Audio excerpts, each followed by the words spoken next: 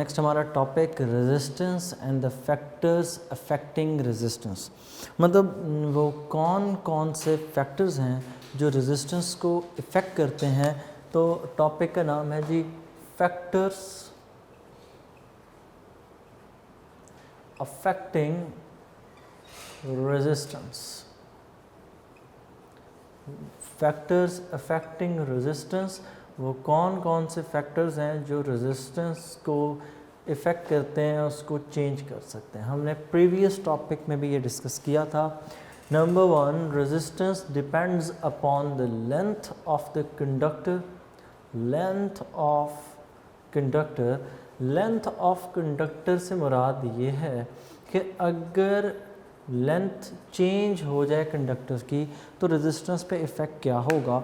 Suppose हमारे पास एक conductor है, उसकी लेंथ है कुछ कम, हमारे पास दूसरा एक कंडक्टर है, उसी मटेरियल का, उसी एरिया का, उसकी लेंथ है ज़्यादा। So what will be the effect on resistance. Resistance change हो जाएगी।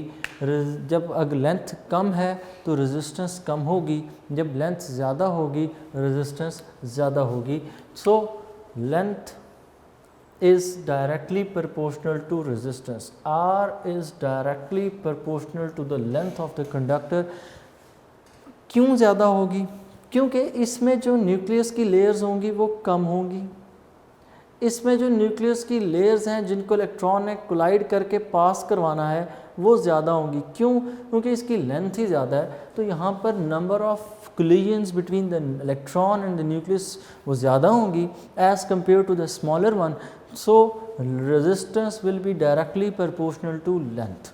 दूसरा आ गया नेक्स्ट इसमें area. Area of the conductor. Area of conductor से मुराद ये है कि जिस वायर में से करंट पास हो रहा है उस वायर का एरिया कितना है। अब की बार लेंथ सेम रखनी है आपने दोनों की, सिर्फ और सिर्फ डिफरेंस किस चीज़ में होगा, दोनों के एरियाज़ में होगा कि एक तरफ एरिया कम, दूसरी तरफ एरिया ज़्यादा। मैंने आपके सामने दो कंडक्टर्स बनाए, दोनों की लेंथ मैंने कोशिश यही किया कि सेम हो। ये लेंथ दोनों की सेम है, दोनों में डिफरेंस किस चीज़ का है, इस क्रॉस सेक्शनल एरिया का। यहाँ पर एरिया कम है, यहाँ पर एरिया ज़्यादा है। सो जब एरिया डिफ़र कर जाए तो रेजिस्टेंस डिफ़र कर जाती है। R is inversely proportional to area, कि एरिया जब बढ़ता है तो रेजिस्टेंस कम हो जाती है। मतलब ये है कि अगर थिन वायर होगी रेजिस्टेंस ज़्यादा होगी, थिक वायर होगी रेजिस्टेंस कम होगी। क्यों? क्योंकि इलेक्ट्रॉन्स के पास गुजरने का रास्ता ज़्यादा होगा। इस बात को यूँ समझें कि आपके लिए, आपके सामने गुजरने के दो रास्ते हैं, एक बिल्कुल बारीक सा तंग रास्ता है, एक दूसरा थोड़ा सा चौड़ा और खुला रास्ता है। तो जो रास्ता तंग है, बारीक है, नैरो है, वहाँ से गुजरना मुश्किल होगा, वहाँ पर आपके लिए रुकावट ज़्यादा होगी। और जहाँ पर एरिया ज़्यादा है वहाँ पर रुकावट कम होगी, तो आपके लिए रेजिस्टेंस जब एरिया बढ़ेगा तो ऑटोमेटिकली कम हो जाएगी। तो R is directly proportional to the length, R is directly proportional to area. एक तीसरा पैरामीटर भी है जो रेजिस्टेंस को इफ़ेक्ट करता है, वो है टेम्परेचर। तो उसके लिए हम डेरिवेशंस अलग से करेंगे, ये हम ओहम्स लॉ के अकॉर्डिंग बात कर रहे हैं। If the temperature of the conductor and the physical state of the conductor remain same, जब तक सेम होगा तब तक हम ये यूज़ कर रहे हैं। So we have now two relations. Relation number 1 which says resistance is directly proportional to length, and the second one which says that resistance is inversely proportional to the cross sectional area. So by combining relation number 1 and 2, by combining 1 and 2, अगर 1 और 2 को हम combine कर दें, so we can say that R is directly proportional to L over A। और अगर हम इन दोनों को कंबाइन करें तो दोनों को हमने इकट्ठा लिख लिया। So we can say that after removing the proportionality R is equals to rho L over A, where this rho is the constant of proportionality. This rho is called resistivity. इस rho का हम नाम लिखते हैं, this rho is called resistivity. Resistivity के लिए दूसरा नाम हम यूज़ करते हैं, it is also called specific resistance. Specific resistance, ख़ास रेजिस्टेंस क्यों? इसके लिए हम स्पेसिफिक रेजिस्टेंस का वर्ड इसलिए यूज़ करते हैं कि जब आप इस रो की बात करते हैं, then the conductor that is being used its length should be 1 metre. मतलब जब स्पेसिफिक की बात हो जाए तो कुछ चीज़ें ख़ास हो जाती हैं, उन ख़ास चीज़ों में उसकी लेंथ हो जाती है 1 metre and its area should be 1 metre square. This cross sectional area it should be 1 metre square. 1 metre square area हो, लेंथ 1 मीटर हो, तो वॉल्यूम कितना हो जाता है? Volume is equal to area into length. Volume is equal to 1 meter square into 1 meter, so volume becomes 1 meter cube. So what is the specific resistance? Specific resistance is the resistance of a substance whose volume is 1 meter cube. Because अगर आप area को यहाँ पर 1 put कर दें, इस length को यहाँ पर 1 पुट कर दें, तो this formula will become rho is equals to A. अगर आप इन दोनों चीज़ों को, लेंथ को और एरिया को यहाँ पर 1 पुट कर दे, so rho is equal to R, sorry area भी 1 पुट हो गया, लेंथ भी, तो so rho is equal to R. अगर इसको यहाँ पर पुट करें, so this resistivity is equals to resistance. और ये रेजिस्टिविटी रेजिस्टेंस के इक्वल कब होती है? When volume is 1 metre cube. जब उस कंडक्टर का वॉल्यूम 1 मीटर क्यूब हो, तब रेजिस्टिविटी और रेजिस्टेंस आपस में इक्वल होते हैं। सो ये था कॉन्सेप्ट रेजिस्टिविटी का। दूसरा नाम इसका स्पेसिफिक रेजिस्टेंस। स्पेसिफिक रेजिस्टेंस के लिए फॉर्मूला लिखें, तो स्पेसिफिक रेजिस्टेंस के लिए फॉर्मूला, इसी फॉर्मूला को लिखें तो ये बन जाता है rho is equals to R A over L. So हम डिस्कस कर रहे थे जी rho is equal to R A over L. हमने इसी फॉर्मूले को रीअरेंज किया, सिंपली इस ए को आर से मल्टीप्लाई कर दें, लेंथ को यहाँ पर ला कर डिवाइड कर दें। So rho is equal to R A over L.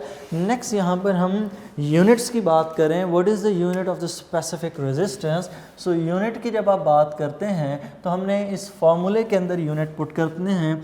Resistance की जगह यूनिट पुट होगा ओहम, एरिया की जगह यूनिट पुट होगा मीटर स्क्वायर ओवर, लेंथ की जगह हम यूनिट पुट करेंगे मीटर।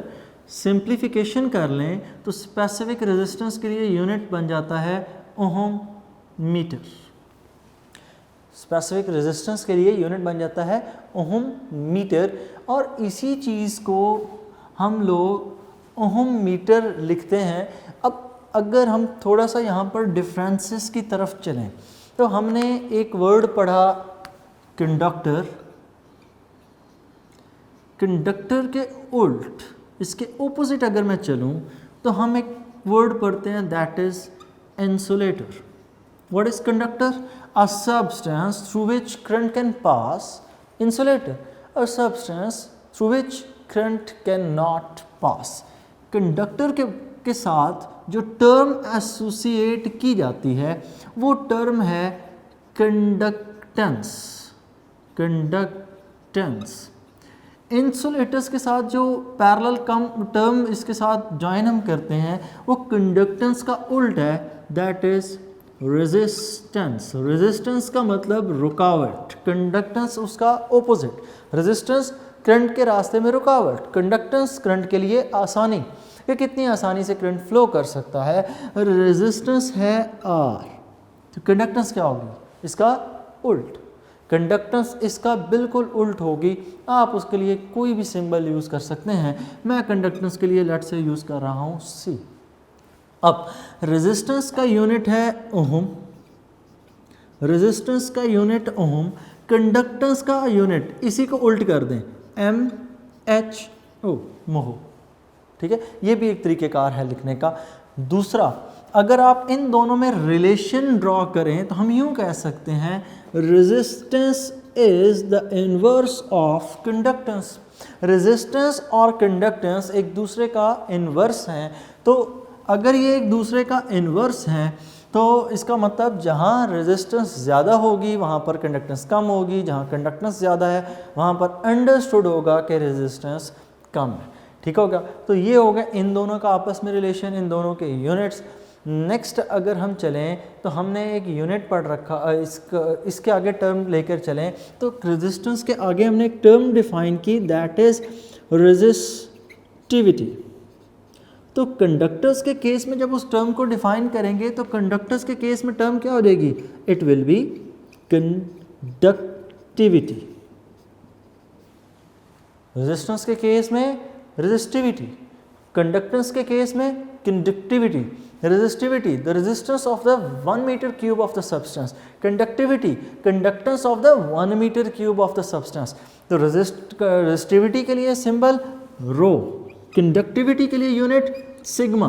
दोनों का रिलेशन एक दूसरे का इनवर्स, मतलब सिग्मा इज इक्वल टू 1/रो, एक दूसरे के उल्ट हैं। यूनिट की बात करें, रेजिस्टिविटी का यूनिट था ohm metre, ohm metre. Conductivity का यूनिट क्या होना चाहिए, रेजिस्टिविटी के बिल्कुल उल्ट। ये सिग्मा है साइन, स्मॉलर सिग्मा। सिग्मा दो हैं, एक सिग्मा कैपिटल, कैपिटल सिग्मा ये समेशन, ठीक है, एक स्मॉलर सिग्मा जिसको इस तरह कुछ लिखा जा सकता है, जिस तरह आपने सिंबल लिखा था पिछले चैप्टर के अंदर चार्ज डेंसिटी का। सिग्मा इज इक्वल टू 1/रो रेजिस्टिविटी। ये यूनिट पे आ जाते हैं। रेजिस्टेंस का, रेजिस्टिविटी का यूनिट ओहम मीटर, कंडक्टिविटी का यूनिट इसका उल्ट, कैसे, पर ओहम पर मीटर, दोनों के ऊपर पावर -1। पर ओहम को हमने उल्ट करके क्या लिखा था, मोह, तो इसका हम यूँ लिख सकते हैं मोह पर मीटर। ठीक हो गया। और इन्हीं के लिए यहाँ पर कंडक्टिविटी के लिए सिमन्स यूनिट भी यूज़ किया जाता है, आपकी बुक पे मेंशन है। आप इन चीज़ों को पढ़ेंगे तो आपके लिए खुद ब खुद आपको ये चीज़ें क्लियर हो जाएंगी। नेक्स्ट चीज़ इसमें आ जाती है, अभी तक तो हमने सीखा कि रेजिस्टेंस किन किन फैक्टर्स पे डिपेंड करती है। एक फैक्टर अभी तक हमने डिस्कस नहीं किया, दैट फैक्टर इज़ टेम्परेचर। और सबसे जो मेजर इफ़ेक्ट है असल में टेम्परेचर का ही है, लेकिन टेम्परेचर को हमने इस हिस्से में डिस्कस क्यों नहीं किया, तो ये जो फार्मूला हम यूज़ कर रहे थे R is equal to ρL/A, ये फार्मूला सिर्फ़ और सिर्फ यूज़ होता है तब जब हम ये कह रहे होते हैं कि ओहम्स लॉ अप्लाई होता है। जब ओहम्स लॉ अप्लाई ना हो रहा हो, टेम्परेचर फिज़िकल स्टेट्स हम चेंज कर रहे हैं, तब जब टेम्परेचर चेंज हो रहा है तो फिर हम दूसरे फैक्टर्स की तरफ चलते हैं, and that factor is temperature. अगर हम उस चीज़ को इंड्यूस करें, बीच में उस चीज़ को लेकर आएँ, तो किस तरह से टेम्परेचर इफ़ेक्ट करता है रेजिस्टेंस को, उसको देखते हैं। नेक्स्ट आ गया जी इफ़ेक्ट ऑफ टेम्परेचर। अब इफ़ेक्ट ऑफ टेम्परेचर एक डिटेल स्टडी है, तो उसके लिए मैं क्या कर रहा हूँ, मैं ड्रॉ कर रहा हूँ अपने पास एक कंडक्टर। इस कंडक्टर की रेजिस्टेंस मैंने कैलकुलेट कर ली है 0 डिग्री सेल्सियस पर। इस कंडक्टर की जब मैंने रेजिस्टेंस 0 डिग्री सेल्सियस पे कैलकुलेट की, एट 0 डिग्री सेल्सियस, मैंने इस कंडक्टर की रेजिस्टेंस को नाम दिया R0 का। ठीक हो गया, मैंने इस कंडक्टर की रेजिस्टेंस को नाम दे दिया R0, और मैंने इस कंडक्टर की रेजिस्टिविटी को नाम दे दिया ρ0, रेजिस्टेंस एट 0 डिग्री सेल्सियस। ठीक है, रेजिस्टेंस, और ऊपर मैंने मेंशन पहले ही कर रखा है एट 0 डिग्री सेल्सियस। और next resistivity, resistivity eight 0 degree Celsius. फिर इस कंडक्टर में से हमने करंट पास करवाया, इसका टेम्परेचर कुछ डिग्रीज इंक्रीज़ हो गया। कुछ डिग्रीज इंक्रीज़ होने के बाद हमें पता है रेजिस्टेंस के अंदर चेंज आ जाता है। हमने ये बात सीखी कि जब टेम्परेचर बढ़ता है रेजिस्टेंस बढ़ जाती है, तो आफ्टर हीटिंग इट या after the temperature gets little bit higher, then the change in resistance appears, and that change in resistance is delta R at T degree Celsius. Next हम mention करते हैं जी, जब temperature T degree Celsius हो गया at T degree Celsius, जब T degree Celsius हो गया temperature, then we say the resistance is RT and resistivity is rho T. So resistance and the other one is resistivity at T degree Celsius, resistivity. So next move करें, change in resistance तो आएगा, temperature change हो चुका है, temperature कितना change हुआ, about T degree Celsius. So change in resistance जो appear होगा, ये चेंज इन रेजिस्टेंस दो फैक्टर्स पे डिपेंड करेगा. Number one, this change in resistance will be directly proportional to the original resistance. मतलब क्या होगा, मतलब इस बात का ये होगा कि ऐसे कंडक्टर्स जिनकी रेजिस्टेंस कम है, उनके अंदर रेजिस्टिविटी का ये चेंज इन रेजिस्टेंस बहुत कम होगा. ऐसे कंडक्टर्स जिनके अंदर रेजिस्टेंस पहले ही बहुत ज़्यादा है, उनके अंदर टेम्परेचर के बढ़ने पर इफेक्ट और ज़्यादा आएगा. So delta R is directly proportional to R not का मतलब है कि change in resistance will be directly proportional to original resistance.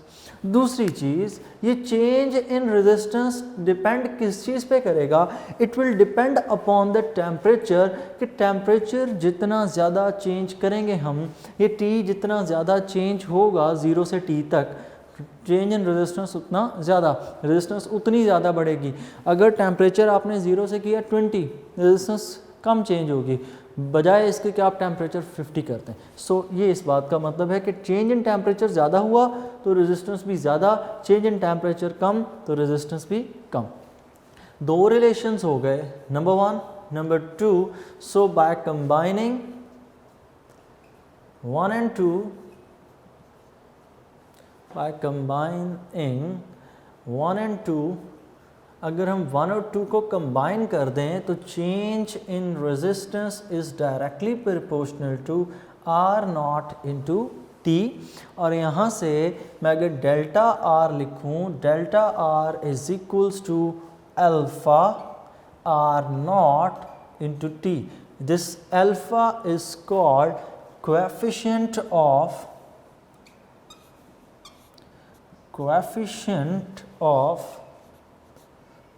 resistance. This alpha is the coefficient of resistance. इस कोएफिशिएंट को डिफाइन करें, इसके लिए फॉर्मूला लिखें तो हम यूँ लिख सकते हैं, alpha is equals to delta R over R not into T. Alpha is the ratio between change in resistance with respect to the product of original resistance and the change in temperature. Change in resistance कितना होगा? Change in resistance should be equal to initial resistance, final resistance RT minus R naught. Final resistance at T degree Celsius minus R naught, that will be equal to change in resistance. So we can write it as RT minus R naught over R naught into T. तो ये है हमारा जी topic था, resistance के case में हमने alpha को define कर दिया. अब नेक्स्ट हम यहाँ से फाइंड करें यूनिट. इसके यूनिट ऑफ अल्फ़ा क्या चीज़ है, यूनिट्स. तो यूनिट अल्फ़ा का ये है कि रेजिस्टेंस यहाँ पर आप पुट करेंगे ओहम, डिवाइडेड बाय यहाँ पर रेजिस्टेंस ओहम. हाँ, याद रखिएगा यूनिट्स के केस में एडिशन सब्ट्रैक्शन कुछ नहीं होती. यूनिट्स के केस में सिर्फ फ़र्क तभी पड़ता है जब मल्टीप्लिकेशन डिवीजन हो. ठीक है, यूनिट्स को जब आप डिफ़ाइन करते हैं तो डिफ़ाइन करते वक्त एडिशन या सब्ट्रैक्शन मैटर नहीं करती. फॉर एग्ज़ाम्पल, आपने एक इक्वेशन पढ़ी बड़ी सिंपल फिज़िक्स में, VF is equal to VR plus AT. अब यहाँ पर यूनिट है मीटर पर सेकंड, इस साइड पर भी यूनिट VI का मीटर पर सेकंड, एक्सेलरेशन मीटर पर सेकंड स्क्वायर टाइम सेकंड. तो यहाँ पर आप ये नहीं करेंगे कि 2 मीटर पर सेकंड हो जाएगा, नो वे.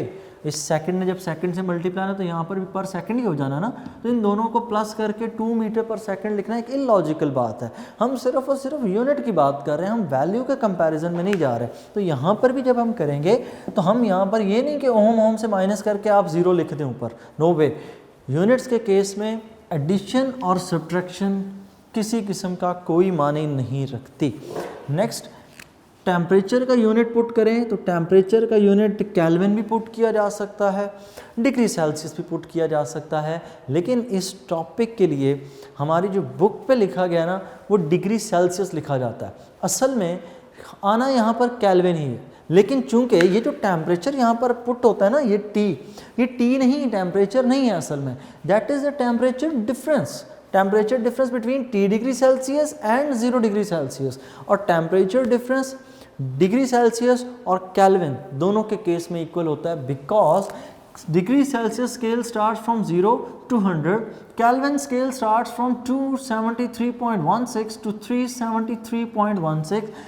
इसमें भी 100 डिवीजन्स हैं, इसमें भी 100 डिवीजन्स हैं। सो if the temperature change is equal to 1 Kelvin, it is understood it is equal to 1 degree Celsius।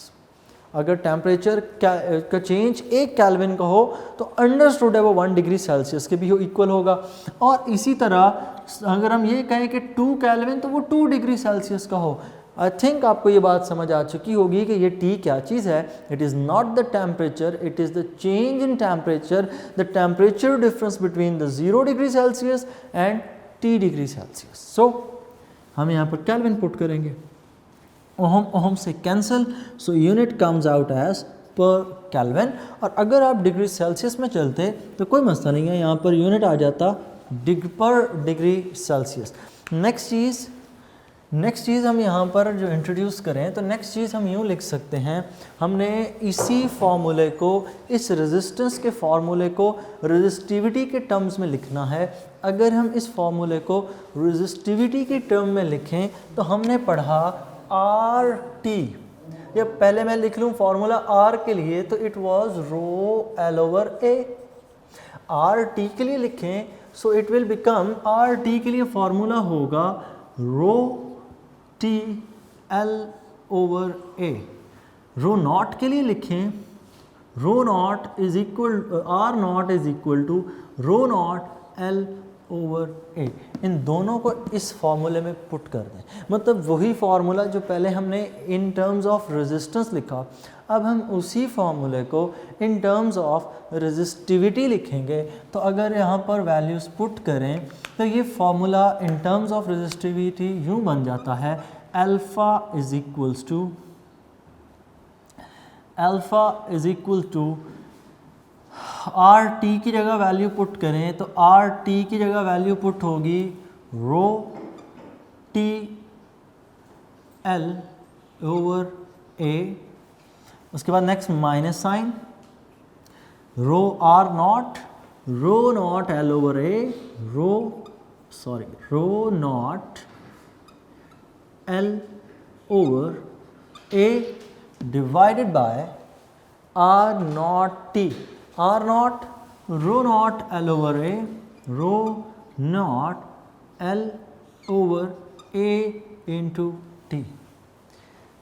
Numerator में से L/A कॉमन है तो उसको अगर हम कॉमन लिखें तो यूँ लिख सकते हैं alpha is equal to L/A into rho T minus rho not over rho not L/A, rho not into T। L/A से cancel, so the formula becomes alpha is equals to rho T minus rho not over rho not T।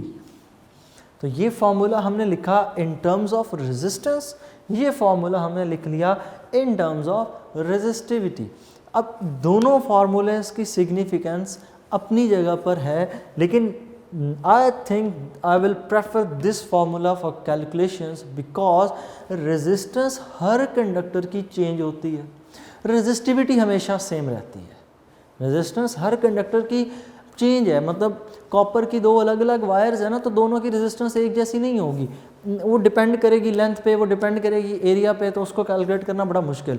Resistivity through out the conductor same होती है, तो इसलिए इस फॉर्मूले को use करना कदरे आसान, इस फॉर्मूले को यूज़ करना थोड़ा सा मुश्किल होगा, क्योंकि आपको हर केस के लिए अलग से लेंथ एरिया के हिसाब से आर टी आर नॉट ये पुट करने पड़ना है। यहाँ पर ऐसा नहीं होगा, because rho T rho not ये दोनों एक कांस्टेंट वैल्यूज़ हैं। ये कांस्टेंट वैल्यूज़ अभी हमने प्रूफ की थी ना, हमने जब वो फार्मूला लिखा था कि resistance is directly proportional to length, resistance is inversely proportional to area, इन दोनों को कंबाइन किया तो हमने लिखा R is equal to L over A, तो R is equal to rho L over A।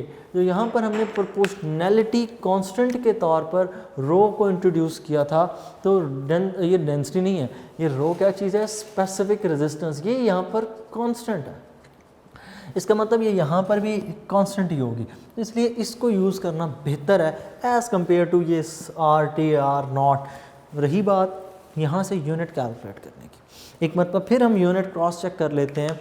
तो अगर हम यूनिट्स देखें इस फॉर्मूले से, rho naught rho T rho rho naught specific resistance, specific resistance का यूनिट पुट करें, it is ohm metre over rho naught ohm, density metre, specific resistance ohm metre, temperature का यूनिट केल्विन, ओहोमीटर से cancel, तो यहाँ पर जो सिर्फ और सिर्फ यूनिट बचता है दैट इज़ पर केल्विन। अगर टेम्परेचर आपने डिग्री सेल्सियस में पुट करना हो, सो दिस